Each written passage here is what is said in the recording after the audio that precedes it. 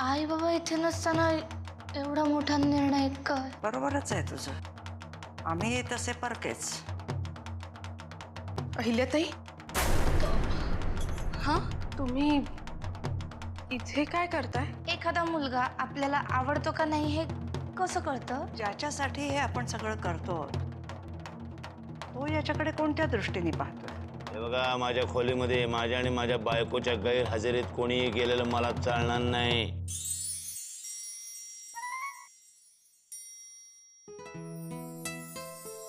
अरे ये ना. काय रे? काही नाही. दामू काका म्हणत होते तुम्ही बोलवलंय. असं लपून का पाहत होतास? तुम्हाला का? काही नाही. दामू काका, ताई सगळेच म्हणत होते तुम्ही लय डेंजर आहे. मला काय शिंग आहेत का? नाही, काही काम होतं का? ती पिशवी आण. आण ना.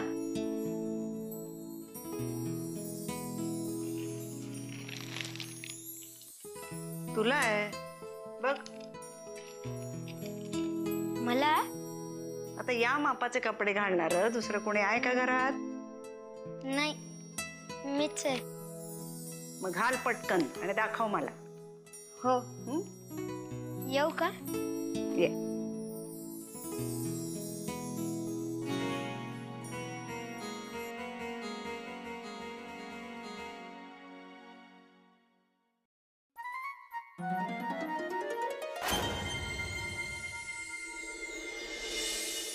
आई गेल्यापासून माझ्यासाठी फक्त तुम्ही आहात.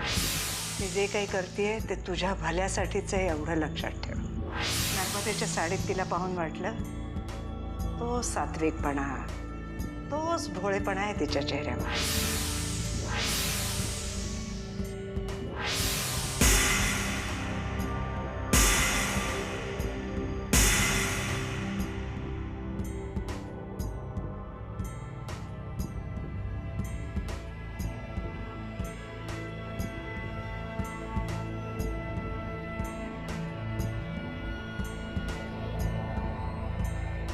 बाबा, कुठे कंदील लावून बसलायत?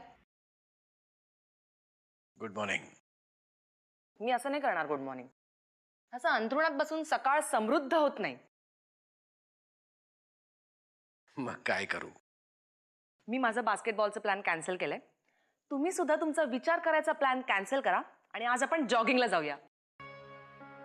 अमृता, अगं ह्या वयात आता मी. बाबा, तुम्ही 10 मिनिटात तयार होऊन खाली या. मी सुद्धा तयार होते.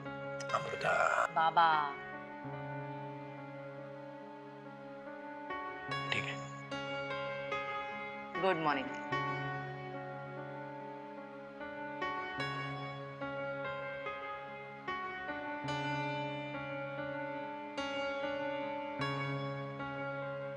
गुड गोजरी लाल लाजरी ताई तू होणार नवरी. अरे फुला फुलांच्या बांधून माळा. आला का गण्या? आलास का? थांब, 50 रुपये घे.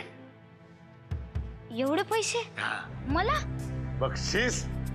अरे लेका, तू काय फरक आहे का? एकाच गावची की नाही आपण. मग आणखीन काय काम असेल तर सांगा साहेब. सांगणार, करणार ना काम. Good boy. आवडलं बरं का? तू मला एकदम आवडला. आपल्याला पण तुम्ही लय आवडले साहेब. अरे वा वा वा, तू आणि तुझी ताई म्हणजे एक नंबर. आम्ही दोघं एकच नंबर कसे असू? हे पण बरोबर आहे. एकच नंबर कसे? मग तू 2 नंबर, आई 1 नंबर. आहे की नाही? जमलं की नाही? म्हण गाणं बघू. गोड गोजरी लाज लाजरी ताई तू होणार नवरी. आता जाता इकडे तिला गाणं म्हणून दाखव. कळलं काय खुश होते. हा आम्ही इथं वेटिंग फॉर यू. ओके तुझ्या आईला चल पळ. ताई तू होणार नवरी. ताई तू होणार आमची. ताई तू. गोर गोजिरी राज राजिरी ताई तू होणार नवरी. गोर गोजिरी राज राजिरी ताई तू होणार नवरी. काय रे फुला फुलांच्या बांधून माळा. फुला फुला बांधून माळा. मंडप सजला दारी. गोर गोजिरी राज राजिरी ताई तू होणार नवरी. गोर गोजिरी राज राजिरी ताई तू होणार नवरी. फुला फुलांच्या बांधून माळा. फुला फुलांच्या बांधून माळा. मंडप सजला दारी. ताई हे बघ.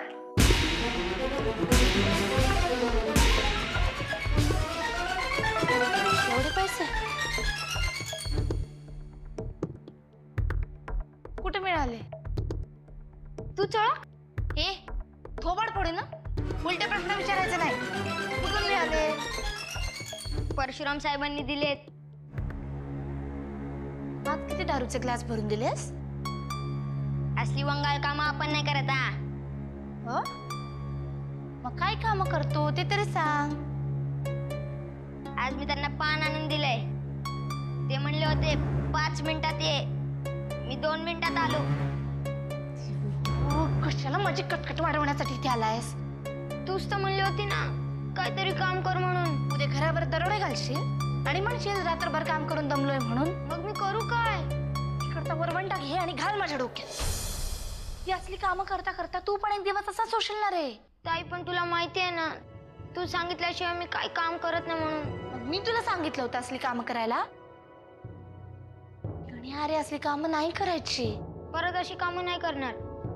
झालं. परशुराम साहेबांकडे पण जायचं नाही. ते काय चांगले नाहीये. काय बी बोलू नकोस. अख्ख्या घरात तुला तेच चांगलेत. तुझं पण किती कौतुक करत असतात. त्यांनीच मला हे गाणं शिकवलंय. गोर गोजिरी लाज राजिरी ताई तू होणार गण्या. नवरी. माझ्यासमोर त्यांचं कौतुक करायचं नाही. कुणाचं कौतुक करायचं? तुझ्या त्या आत्याबाई साहेबांचं? त्या आत्याबाई साहेबांपेक्षा माझे परशुराम साहेबच लय भारी आहे हा. म्हणूनच तू जळतीस माझ्यावर. काय म्हणालास गणे? तू जळतीस माझ्यावर.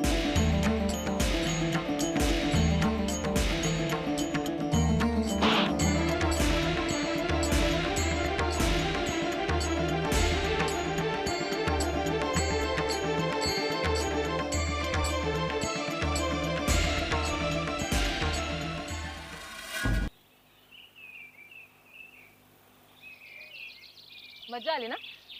खूप दिवसांनी घाम निघाला. मजा आली पण घाम निघाल्यामुळे ना म्हातारपणाची जाणीव झाली.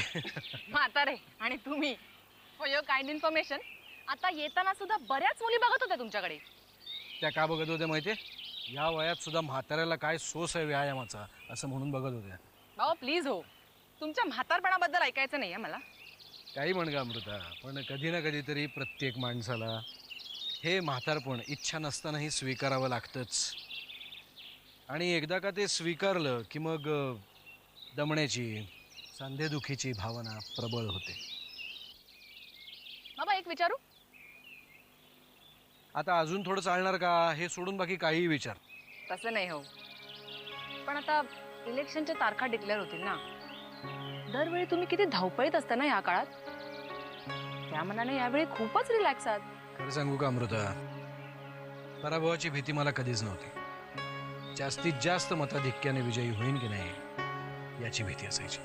मग यंदा धावपळ नाही? यंदा धावपळ होईल ती निवडणुकांनंतर आमदारांची जुळवाजुळव वगैरे करण्यासाठी. बाय द वे, राजकारणात एवढा इंटरेस्ट कधीपासून दाखवायला लागलीस? राजकारणात यायचंय की काय? नको रे बाबा. असेल तर सांग हा, माझा राजकीय वारसदार म्हणून लगेच तुला लॉन्च करेन. No ways, I am not at all interested.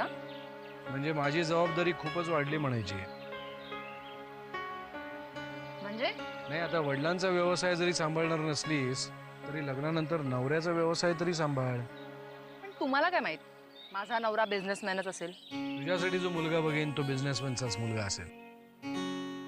Shripadrao Mohite तर मला गेल्याच अधिवेशनाला तुझ्याबद्दल विचारत होते. म्हणजे बाबा माझ्या चॉईसला महत्व नसणार. नक्की असणार. तुझ्या चॉईसला महत्व असणार, कारण मला माहिती आहे तुझा चॉईस लाखात एक असेल.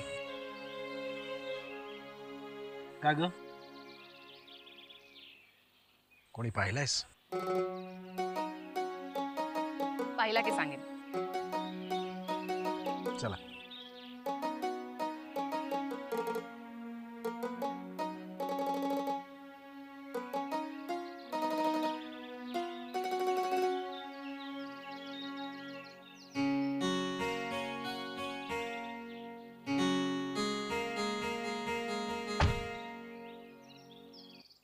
वय. अरे नाही रे बाबा, अरे मी आता आलोय मुंबईमध्ये. हा ते परत तिकडे आलो की बघू ती भानगड काय ते. चेअरमनला सांग, हा परशुरामला भेट म्हणाव. अरे चल ठेव आता या कनाड्या, चल. कसा आहेस? बरा आहेस ना? मला म्हणाला मग काय खुर्चीशी बोलतीये मी? नाही, एकदम धक्का बसला. एवढ्या प्रेमाची सवय नाही. प्रेमाशिवायच मोठा झालास खरे तू. काय ना आत्याबाई, शेतामधल्या पिकाच्या बाजूला गवत वाढते, त्याला वाटते शेतकरी आपली पण मशागत करतोय. तसं नसतंय ते.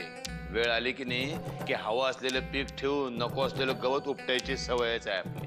नको असलेलं गवत उपटण्यातच पिकाचं हित असतं. नरसिंह आणि वामन या नावाचं पीक वाढवताना आत्या तू या परशुरामाचं गवत नेहमीच उपटत आलीस. अच्छा, म्हणजे हे सांगण्यासाठी तू हे सगळं रामायण मला ऐकवलंस होय? नमनाला घडाभर तेल घालायची सवयच आपली. ए बाबा, मला काही तुझ्याशी फार वेळ बोलायचं नाहीये. मला सांग, तू गावाहून परत का आलास? अच्छा, म्हणजे हे विचारायचं होतं म्हणून एवढी विचारपूस चालली होती. अरे पण तिथे एवढी कामं पडलेली असताना तू परत परत का मुंबईला येतोस? माझी गरोदर बायको आहे ते, तिच्या काळजीनं पाय ओढले जातात. तिची काळजी घ्यायला आम्ही समर्थ आहोत. असं नाही, या अशा कठीण परिस्थितीमध्ये बाईला नवऱ्याचं तोंड जरी दिसलं ना तरी बरं वाटतंय. मला बघून नुसती टाना टाना टाना उड्या मारायला लागली. शेवटी म्हटलं थांब, पोट आहे तुला. तू परत कधी जाणार आहेस? का कोणाला एवढं नकोसं झालोय मी? अरे मला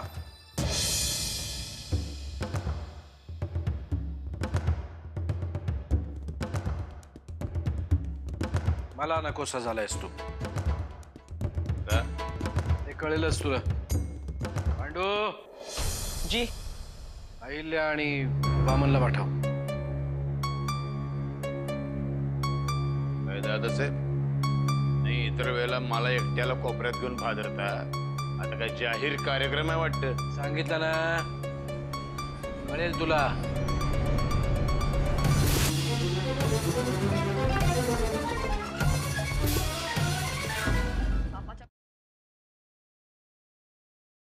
मिळालं घर? तेच तर सांगायला हवं. मिळालं आणि घर खूप छान आहे. बघ ना, सगळं कसं मनासारखं घडतंय.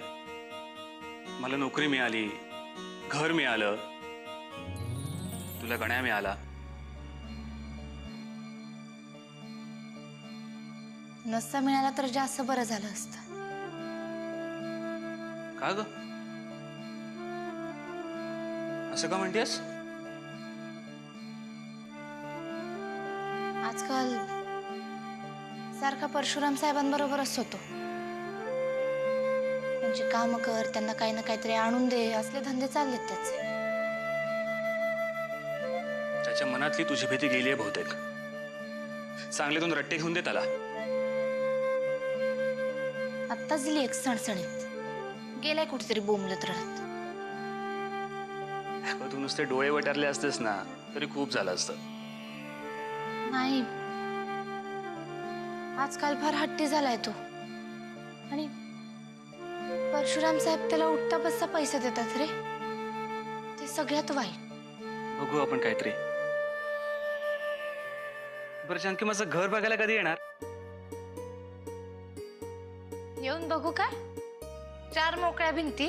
ए, नुसतं 4 मोकळ्या भिंती नाही येत. मी खूप साऱ्या वस्तू आणल्यात. हा, आता जरा पसारा आहे. अगं पण एवढं मोठं घर मिळणं म्हणजे लॉटरी लागल्यासारखंच आहे. मग तुझं घर लावायला येऊ का मी? नाहीतर तुला ते झेपणार नाहीच आहे. जानकी अगं, मला तुला हेच सांगायचं होतं. मग उद्याच येते. चालेल. आणि गण्या कुठे गेलाय जरा बघतो का? माझ्यावर चिडलाय तो. बघतो. काय राजन, मी आल्यावर लगेच चाललास काय? नाही, मी ते गण्याला बघायला चाललो. नाही, चालू देत तुझ्या गप्पा, माझी काही हरकत नाहीये. मला सगळं माहितीये. काय? जानकीने मला सगळं सांगितलंय. नाही नाही, तसं काही नाही. हा, मी गण्याला बघून आलो. काय जानकी, काय गप्पा चालल्या होत्या? त्याला नवीन घर मिळालं ना, त्याच्याबद्दल बोलत होतो. चल खोटारडी. मग मी आल्यावर लगेच थांबलात का? थांबलं नाही काही, आमचं बोलणं झालं होतं. खरं खरं सांग, काय बोलत होता? खरं बोलत होतो की त्याला घर लावायला मदत करायला जायचंय. आता चिडचिड न करता सरळ काय झालं आहे ते सांगशील? इतके दिवस घरच्यांनी माझ्यावर जे जे आरोप केले ते मी शांतपणे ऐकले, पण आता मी गप्प बसणार नाही. बर, कोणी आरोप केलेत तुझ्यावर आणि काय आरोप केलेत तुझ्यावर? घरच्यांनी काही नवीनच प्रकरण सुरू केलंय. म्हणे मला स्वतःला मूल होऊ शकत नाही म्हणून मी जिला मूल होणार आहे तिला नजर लावते. बर, कोण बोललं हे? परशु. आईले परशुकडे नको लक्ष देऊस ग. तो काय त्याच्या तोंडाला येईल ते वाटेल ते बोलत असतो, माहितीये तुला. कोणालाही कसंही फाड फाड नाही लक्ष द्यायचं. मला कधी कधी काय वाटतं माहितीये, आरशात बघितलं ना, आरशात की स्वतःकडे बघून सुद्धा चिडचिड करेल तू. तुमच्या बायकोवर आरोप झालाय आणि तुम्ही हे दात कसले काढताय? अहिल्या, मूल हा विषय आता कुठेही निघाला ना की पटकन हळवी होतीयस तू. मीही तुम्हाला हेच सांगते, कारण आता प्रत्येक गोष्ट ही मूल होण्यापाशी येऊन थांबते.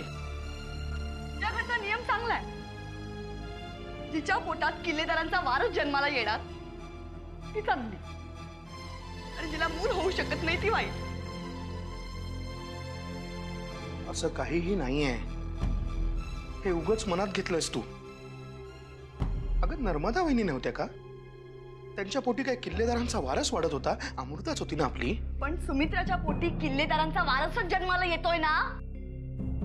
तिला एकुलता एक मुलगा होणार आणि मग तो सगळ्यांच्या मानगुटीवर बसणार. बास बास अहिल्या, बास. प्रत्येकाशी भांडतीस तू, प्रत्येकाशी. बास कर आता. तो जीव अजून जन्माला यायचा आहे, त्या जीवाला तरी सोड. मी खरंच सांगतो, तो येणारा जीव मुलगा आहे मुलगी आहे मला काहीही माहित नाहीये, पण परशु काय जीव लावेल ना असा जीव लावेल मी त्याच्यावर. बापाच्या पिल्लाला कितीही दूध पाजलं तरी वेळ आल्यावर तो फणा काढणार. You know what Ahilya, you need a psychiatrist. सायकॅट्रिस्टची गरज आहे तुला. कारण आता हे तुझे काही बोलतेस ना ते कुठल्याही बाईला लाजवेल असं बोलतेस. परशु भाऊजी तिची बाजू घेतात हे एक वेळ ठीक आहे, पण तुम्हाला का तिचा इतका पुळका येतोय? कारण साधी सरळ मुलगी आहे ती. साधी सरळ ती एक नंबरची चालू आहे ती. इतके दिवस मी आणि परशु भाऊजी एकमेकांशी छान बोलत होतो, मग अचानक ते माझ्याशी असं का वागले? सायकॅट्रिस्टची गरज मला नाही तिला आहे. तिला रात्री अपरात्री भास होता. कुणास ठाऊक भास होतात की खरंच आहे ते. म्हणजे तुम्हाला नक्की काय म्हणायचंय? त्या रात्री मी तिच्या खिडकीपाशी थांबले होते. आरडाओरडा करू नकोस, मला काहीही म्हणायचं नाहीये. मी आपलं माझं एक मत व्यक्त केलं इतकंच बस. साहेब हा तुम्हाला आणि बाईसाहेबांना मोठ्या साहेबांनी बोलवलंय. आलं.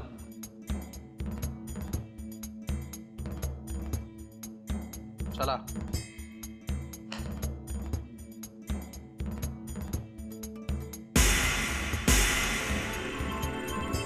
चला.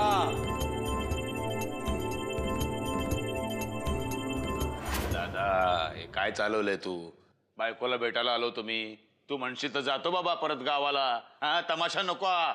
मला जे बोलायचं आहे ते सगळ्यांसमोरच, आणि तेव्हा तू इथे असणं आवश्यक आहे. अरे बाबा, पण तो म्हणतोय ना जातो म्हणून, मग कशाला उगीच चर्चा हवी आहे? तात्याबाई, काही महत्वाचं काम होतं का साहेब? मला घाईघाईने बोलवलं. हो महत्वाचंच आहे. वा, आता या परक्या माणसासमोर बिन पाण्यानं करणार आमची. वाकणीस परके नाहीत परशु. ऐकलं का वाकणीस? परके नाहीत तुम्ही, आता नाव बदला, वाकणीस किल्लेदार असं नाव लावा. हवं तर आमच्या रेशन कार्डावरनं रेशन घेऊन जा घरी. अरे बाबा नको विषय वाढवूस. काय झालं एकदम? म्हणजे बोलवून घेतलंय, काही विशेष आहे का? अरे आहे ना विशेष, म्हणजे काय विशेषच आहे. परशुराम किल्लेदारांची बिन पाण्यानं हजामत या नाटकाचा जाहीर प्रयोग लावलाय दादासाहेबांनी. आत्याबाई आहेत पडदा ओढायला. तुम्हाला पांडून तिकीट दिली असतील, तिकीट बसा, घेऊन बस, जोड्याला बसा. हो